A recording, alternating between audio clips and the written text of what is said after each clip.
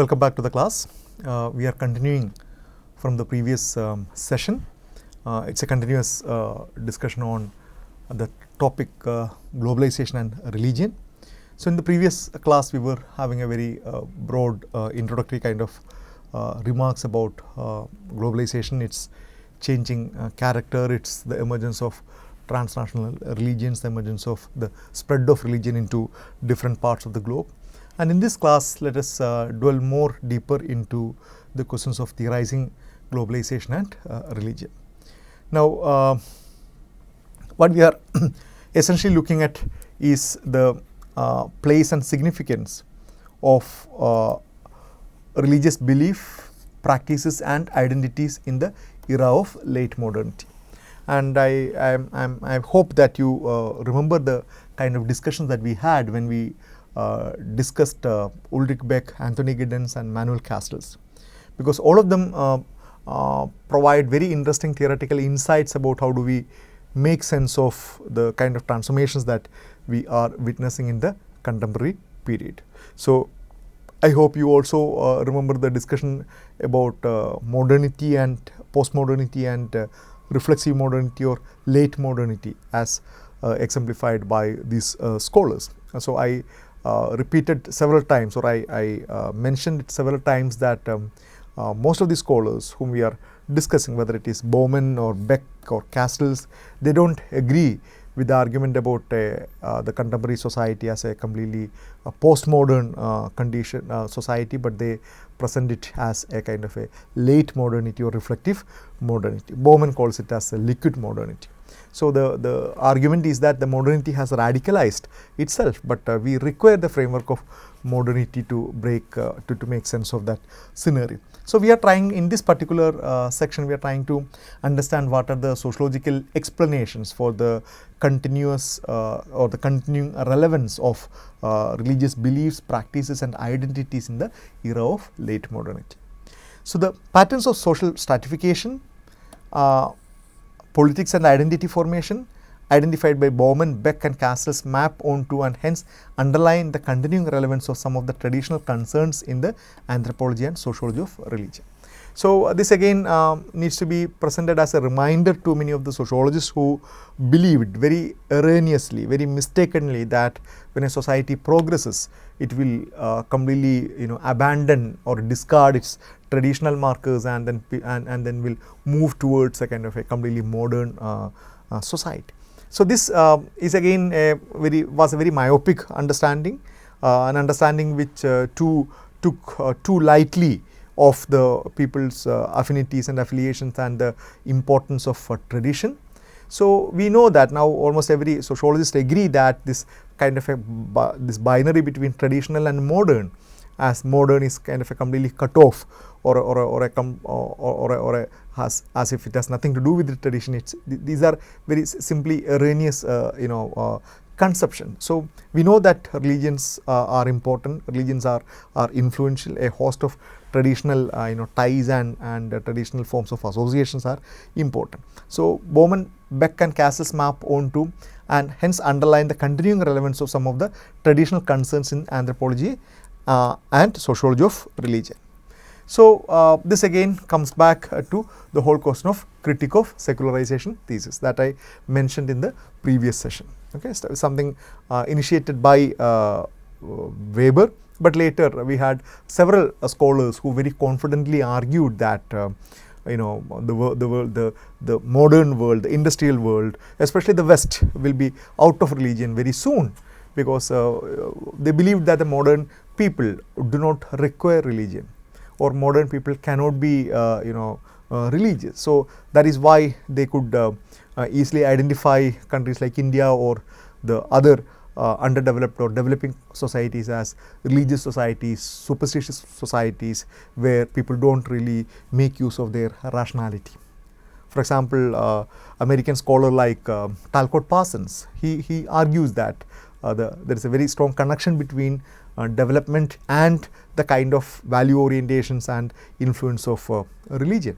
So the West was able to make a lot of progress mainly because they were able to use rationality, they were able to move out of the influence of tradition, whereas in other societies, in underdeveloped societies, the hold of tradition is very strong. People are superstitious, people follow blind beliefs, people are not ready to come out of their old shackles. So these arguments, and by 60s and till 1950s and 60s, this was a very strong argument that the whole world is undergoing the process of secularization. But later we realize that that is not the case, and in a country like India, secularization is hardly applicable, because we never were secular in that sense. Our constitution was secular.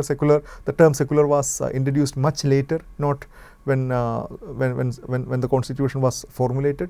But what we were trying to do is to have a constitution which is not being influenced by any single religion. We never wanted to create the wall of separation between religion and the politics. It simply did not happen, or it doesn't simply happen in India. So this secularization thesis may be one of the most hotly debated topics in the field of sociology of religion. So different facets of resulting social condition have been captured by Bell's notion of post-industrialism, Daniel Bell's argument about post-industrialism, where the kind of we have discussed earlier, the post-Fordist production procedure comes into picture, because the Fordist production was seen as a major turning point, and we are talking about the post-industrial society of Daniel Bell, or the post-Fordist, where the major chunk of production no longer happens on the factory floors. Rather, it has become it's happening in the realm of networks. It's happening through information. Castell's information society, Castell's network society. So those arguments, and Bowman's account of Fordist production-based economies becoming postmodern and consumption-focused, the emergence of self-consciously fluid identities since the 1960s as reflected in the ideological challenges and political subjectivities constructed by new social movements, the development of the network society, and the emergence of risk as a defining characteristic of the life under conditions of reflexive modernization. And all these points we have discussed. I would urge you to maybe go back to those lectures and then discussions, and then understand what does all these points mean. Especially we had elaborate discussion on risk society by Ulrich Beck. We discussed about how how the emergence of self-consciously fluid identities. I explained that what it means to be a fluid identity. The whole question of who are you or who am I, that answer is no longer simple, because we are bombarded with numerous choices to find our affiliation with. It's not easy to define who we are. It's not very easy to pinpoint and then to create a core sense of self with respect to a host of ideas, inclinations, your approaches, your positionalities, and a host of other stuff. And this is a kind of, whether you want to call it as a positive thing, as a negative thing, I do not know exactly. But definitely the sense of subjectivity, who you are, is definitely much complex in a late modern society compared to that of a traditional society, or in an agricultural society, or maybe in a tribal society, where these questions have a very strong, rigid, unified, singular answer, whereas in the modern era the answers are extremely complicated. Who you are, what are your value orientations, what is your position towards sexuality, what is your position towards gender equality, what is your position towards belief systems, nationalism, political ideologies, consumption, fashion. So our self, inner self, is kind of extended into each of these multiple areas, and then we find ourselves as very complicated individuals, having a real tough time to create a very solid sense of or a concrete sense of self. So so the network society, all these points we discussed elaborately. Now, the social and psychological implications of globalization and postmodernity reveal the continuing, or more accurately revived, cultural relevance of religion as an existential cognitive coping mechanism in times of widespread and socially determined anxiety, and as a millenarian discourse, as well as a source of group solidarity in the face of growing economic polarization and the resulting marginalization of large section of humanity. So this is one one of the explanations about why that people still belong to religion, why that people still cling on to religion even in the late modern society. The answer is simple, that the late modern society puts forward quite a lot of complications of anxiety, unpredictability and uncertainty that individuals require something to cling on. And the kind of questions, the kind of processes that we discussed earlier about the pervasive sense of risk. I hope you remember Anthony Giddens talking about the runaway world. The runaway world is a very interesting image, where the world is moving in a direction which none of us have any idea about. We are not in control of anything. We are not in control of our own destiny. The world, the kind of a secondary consequences, that's what the unintended, unforeseen consequences of our first modernity is what is now driving the world into unknown direction, and it is running away, and we are only trying to catch up. We are not the masters, rather we are simply trying to follow. So this sense of insecurity, this sense of lack of control, lack of ownership and authorship is having its own complications, and this gets more multiplied with the kind of an economic insecurity in which we live. We had a lengthy discussion in the previous class about how, say, for example, the permanent jobs are becoming a kind of less and less possibility. How people are forced to move from one job to another, the pervasive sense of the pervasive influence of neoliberal economy. So all these factors is what exactly they are saying. So the social and psychological implications of globalization and postmodernity reveal the continuing, or more accurately revived, cultural relevance of religion. And why that cultural relevance of religion? As an existential or cognitive coping mechanism. As a cognitive or existential coping mechanism in times of widespread and socially determined anxiety. Okay? So this anxiety is not a problem of your individual psyche. It's not something that can be addressed by giving you counseling or giving you medicine. It's a socially conditioned or socially determined anxiety at a societal level. The kind of certainty that we have has come down on anything. As a society, there is high amount of anxiety, there is high degree of anxiety among people. And as a millenarian discourse, as well as a source of group solidarity in the face of growing economic polarization, as a movement which believes that there is a fundamental and ultimate solution to everything, and that is being kind of presented as an explanation.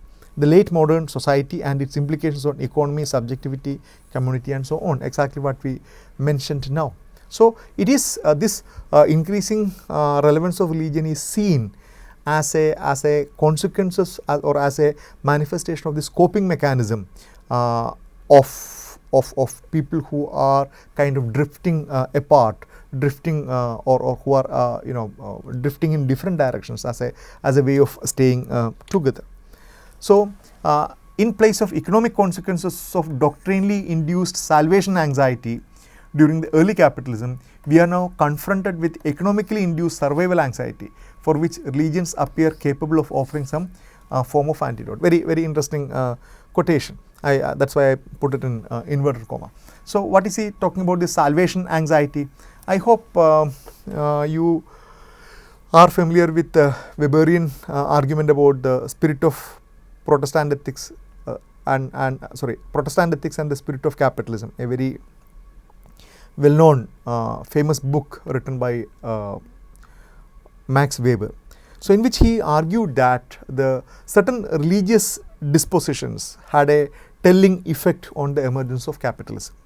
So he is trying to make a theory of capitalism. He is trying to answer this question, why that capitalism emerged in the Europe during this particular time period of, say, 16th, 17th and 18th century, 18th century. Why did capitalism emerge only there? Why that capitalism did not emerge before? Why that capitalism did not emerge anywhere else? And his argument, or one of his explanations, or his explanation is that one of the reasons is the kind of a certain belief system, certain practices of Protestantism, the Protestantism instilled a sense of salvation anxiety. Because unlike Christianity, within Protestantism there is no guarantee for a believer whether he will go to hell or he will go to heaven. You know that in Catholicism you can take confession and then you can get an assurance from the priest that if you do all the kind of prescribed things, you will go to heaven. And confession is seen, and taking the sacred this thing is considered to be a very, very important thing, which will assure you a place in the sacrament is something very important. Whereas for Protestants, there is a notion of predestination. You are decided even before you are born whether you will go to hell or heaven. So Weber argued very, very convincingly, very, very interestingly, that this salvation anxiety made most of these Protestant followers to develop a very rigorous and disciplined life, in which they would be very conscious of spending money for personal gains and personal pleasure, but lead a very systematic and disciplined life as if they are the selected people. So here, instead of this salvation anxiety of the period of modernity, of during early capitalism, what we are now confronted with economically induced survival anxiety. Okay, the complications as well as the negative consequences of this neoliberal capitalism, the way in which neoliberal capitalism has kind of questioned or have dismantled quite a lot of traditional lives.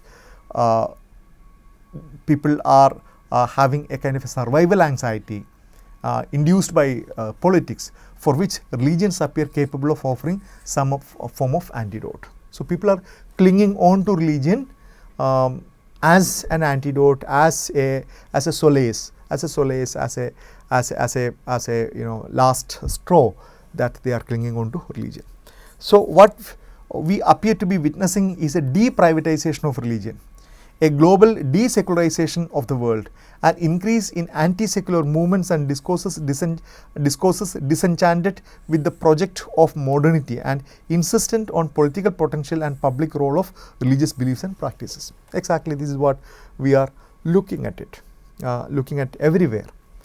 Everywhere there is a talk about cultural decadence, talk about we are losing our values, talk about a glorious past from where we are supposed to have fallen down, and every such kind of religious movements, they put forward a blueprint, they put forward an alternative vision, a vision with very strong ethical and moral foundations.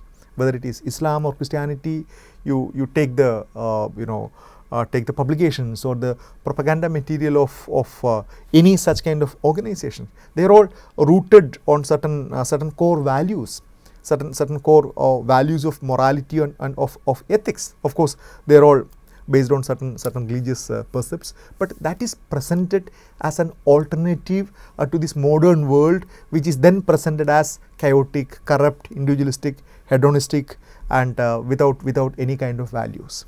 And starting with like ISIS, this Islamic State, how even though they resort to extreme form of violence, at the end of that they present an alternative moral order. So is the case with every Christian fundamentalist organization. They have a utopian model in mind, which is based on ethics and morality. Of course, you can criticize that, but something that they present as an antidote, as an alternative to that of the present day so-called orderless, valueless, chaotic society, which has no moral values and other kind of basis. So reappropriating Benedict Anderson's terminology, Sigmund Bauman has suggested that our contemporary age of postmodernity is also the age of the lust and search for community, invention of community, imagining community, spurred by a perceived lack of shared meaning and group solidarity. I hope you are familiar with Benedict Anderson's argument about the imagined community. How imagined community Benedict Anderson developed as a theory basically to explain the emergence of nationalism. So why is that modern nation states began to emerge during the modern period, and there were alternative explanations. Say, for example, there is an ethnic theory of nationalism which argued that all the people who belong to one ethnicity, they naturally become a nation. But whereas Benedict Anderson argued that the modern nation state is a kind of a imaginative project with the dissemination of print capitalism, and with that of modern capitalism, people are able to construct an idea of belonging to a particular nation. So that Bowman says that it's also the age of the lust and search of community, invention of community, imagining community, spurred by a perceived lack of shared meaning of group solidarity. So we discussed how globalization really produces extreme form of individuation. Okay, it bombards you with alternative ways of being. It dismantles the communities. It actually bombards your ideas of what is good and what is bad. It actually floods your ideascape with notions of belonging, notions of affinity, a host of things from across the globe. So that many times take you out from your own community. There is an argument about people are lifted out of their contexts, and people are lifted out of their context, and then they are reinserted in certain other social and political context. So spurred by perceived lack of shared meaning and group solidarity. Not altogether dissimilarly, Castells writes of communal heavens or resistance identities as reactions against the information age, symptomatic of new conflicts between the net and the self, between networks of instrumentality powered by new information technologies on the one hand, and the power of identity anchoring people's mind in their history, geography and cultures on the other. So on the one side you have the wide world, the net, and the endless possibility of exploring the world, and the other side you have the power of identity, something which is anchoring you, something which is actually keeping you to a particular place, to a particular set of people, particular set of practices, particular set of geography, so that you try to develop a sense of your own self identity. So this is something very important.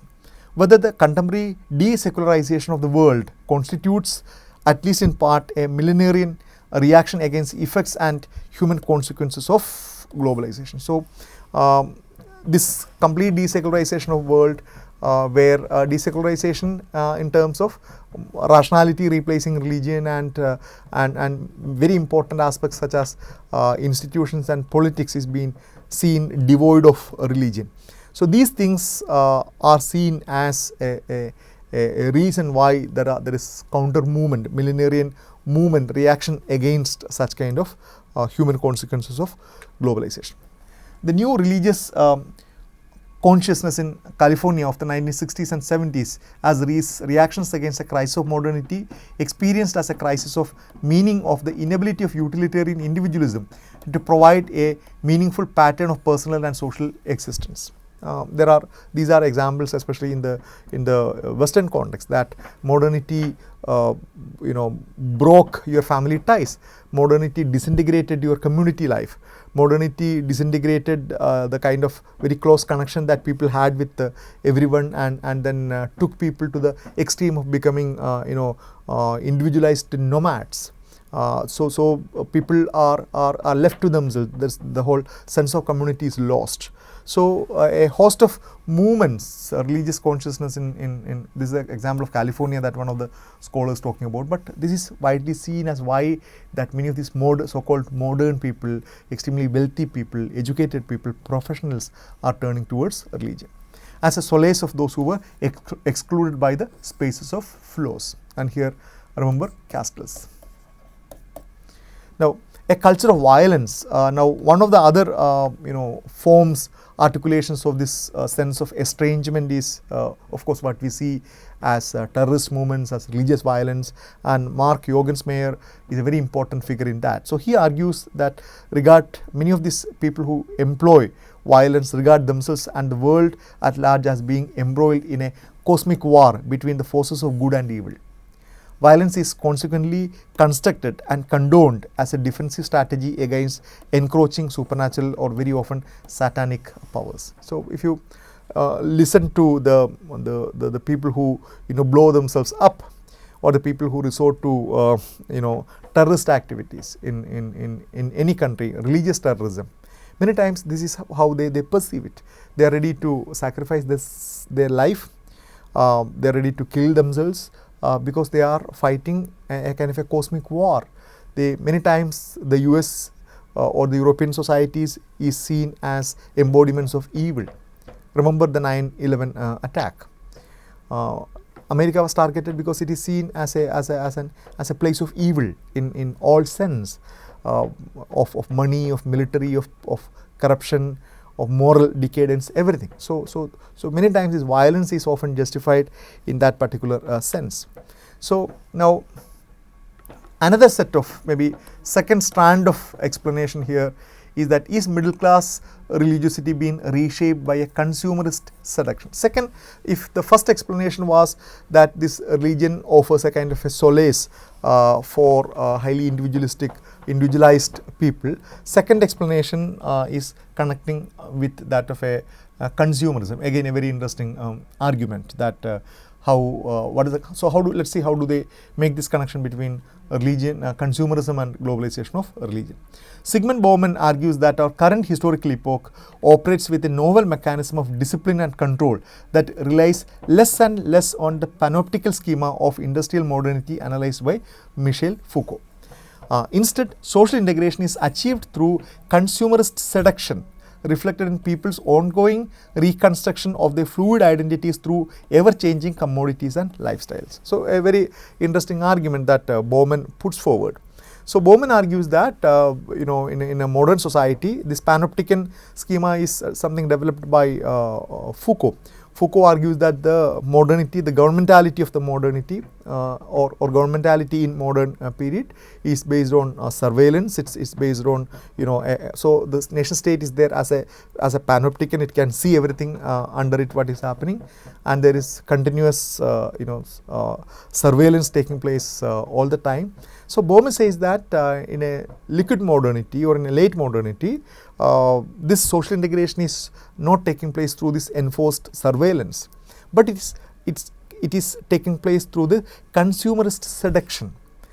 Okay, your consumption is presented, or consumption has taken over the mechanism of uniting people together, because everybody is so hooked up, everybody is so concerned about consuming more and more. Consuming, it could be consumption of ideas, articles, wealth, leisure. It could be anything. So Bauman tries very hard to bring the focus or shift the focus of analysis of late modern society to that of the realm of consumerism. Consumerism, according to Bauman, suffice to guarantee a relative order and social reproduction. It's a very, very interesting and provocative argument, isn't it?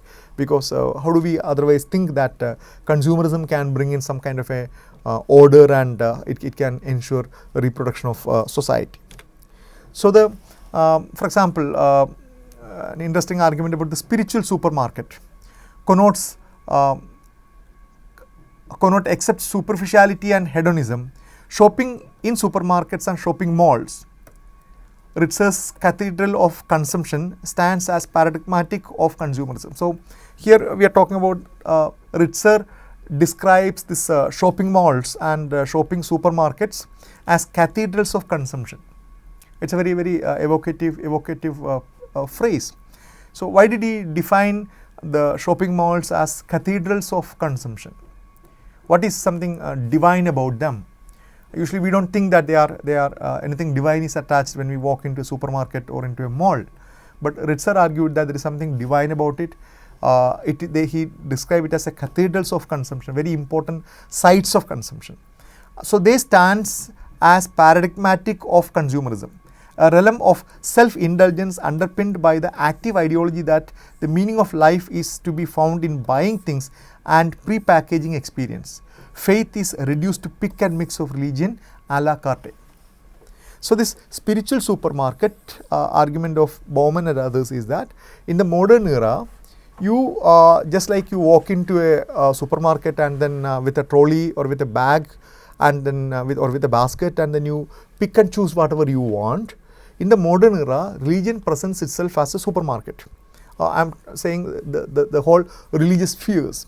So an atomized individual, an individual who has least amount of connection with his or her tradition and family, if he or she requires certain kind of spiritual connection, now has the ability to go and shop around. Or you can, faith is reduced to pick and mix, or a religion a la carte. We can order things, or you can choose certain, you can try certain particular items and then try it out and then maybe leave it after some time and then search for something else. And this is something extremely important, very important. Religious faith is decreasingly seen as a sacred trust to be passed on faithfully from generation to generation, but as a cultural heritage on which people draw selectively and at their own discretion. A very important point. If you talk to your maybe grandparents, you know that how different families had family structure, family deities, family worship patterns, traditional systems, and usually very unconsciously we imbibe, we borrow those ideas from our parents, and then we follow it and then we pass it on to the next generation. So for hundreds of years, this transmission of religious beliefs and systems has been very almost intact. I'm not saying they never changed, but there was very strong continuity. But in this era of late modernity, this continuity is very systematically, significantly targeted. It's weakened.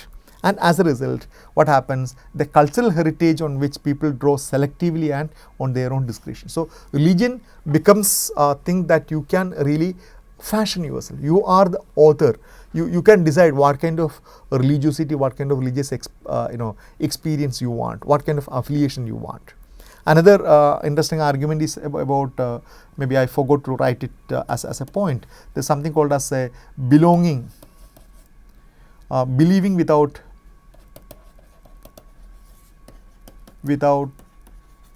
belonging. Believing without belonging. So what does it mean? You can believe in certain thing without belonging to any institutionalized religious organization.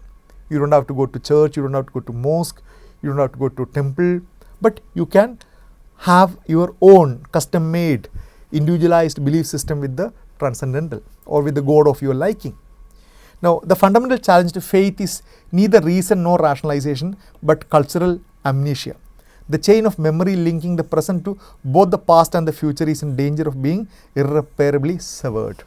And this again a point we discussed earlier, when we discussed Castle-Locke, when he argues that the past is less and less relevant in our understanding about the future. Okay, I am not repeating those points, but I hope you remember that the kind of a cultural amnesia about the forgetfulness of the culture. And again, if you try to address that, if you try to revive your culture, it's all will be, you will be manufacturing something different, something artificial. That's what is actually happening around us. We want to construct an old past, but the old past is gone by. So we try to create a new past, and this new past may not have anything to do with the thing. It's all new constructions which are really indicative of the kind of a present crisis that we are in. So another argument is that far from being extinguished by global consumerism, religion becomes a potent cultural resource that can be drawn on selectively and creatively in pursuit of projects asserting cultural identity. Cut free from their anchorage in traditional communities of faith and authority structures which govern them, religious ideals and symbols become increasingly volatile and destabilizing. So this is yet another argument about the potential of religious identities. That religious identity is it's not only that it provides certain kind of anchoring point for individuals, but also it provides the possibility for collective people to constitute a collective and then act as a force. So religion becomes a potent cultural resource that can be drawn on selectively and creatively in pursuit of projects asserting cultural identity. That's what we are seeing in quite a lot of places. where the religion becomes a rallying point around which a kind of a cultural construction takes place. Cut free from their anchorage in traditional communities of faith and authority structures which govern them, religious ideals and symbols become increasingly volatile and destabilizing in the modern era. So whether it's in the case of Islam or Christianity or Hinduism, you see such kind of quite a lot of arguments.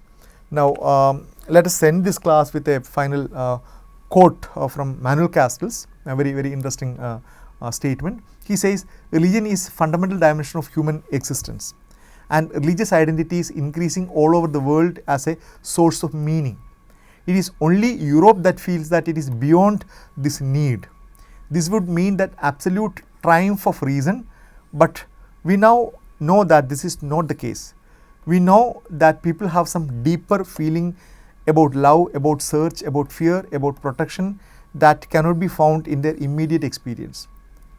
America and the rest of the world has a more personal, flexible approach to religion, sometimes as a deep experience, but sometimes also as a consumer good or as a soap opera, which makes religion more human and ultimately more effective in securing people in a world of fear and aggression.